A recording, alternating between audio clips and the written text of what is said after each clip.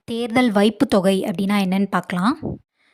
தேர்தலில் போட்டியிடும் வேட்பாளர்கள் தங்களின் வேட்புமனுவை தாக்கல் செய்யும்போது ஒரு குறிப்பிட்ட தொகையை வைப்புத் தொகையாக செலுத்த வேண்டும். இது தேர்தலின் வகையை பொறுத்து இத்தொகை மாறுபடும்.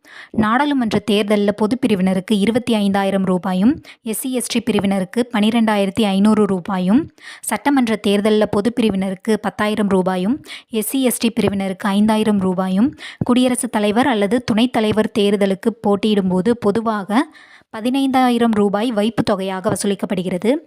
இந்த வைப்புத் தொகையை எப்பெல்லாம் திரும்ப பெற்றுக்கொள்ளலாம் அப்படின்னா, வேட்புமனு நிராகரிக்கப்பட்டால் அல்லது வேட்புமனுவை முறையாக திரும்ப பெற்றால், தேர்தலில் வெற்றி பெற்றால் இந்த தொகையை திரும்ப பெற்றுக்கொள்ளலாம். ஒருவேளை வேட்பாளர் தேர்தலில் தோல்வியுற்றால் அவர் போட்டியிட்ட தொகுதியில் பதிவான செல்லத்தக்க வாக்குகளில் 6இல் ஒரு பங்கு வாக்கு, அதாவது 16.66% வாக்குகளை பெற்றிருந்தால் வைப்புத் தொகை திரும்பி தரப்படும்.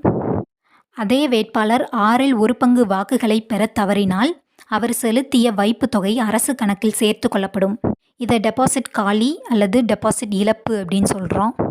இதுவே ஒரு வேட்பாளர் வெற்றி பெற்றாலும் அவர் 6இல் ஒரு பங்கு வாக்குகளை பெறவில்லை என்றால் மிக அரிதான சூழ்நிலைகளில் அவருக்கு வைப்புத் தொகை திரும்ப வழங்கப்படாது. ஆனால் நடைமுறையில் வெற்றி பெற்றவர் அதிக வாக்குகளை பெற்றிருப்பார். அதனால் அவருக்கு திரும்பி கிடைத்துவிடும் அந்த வைப்புத் தொகை.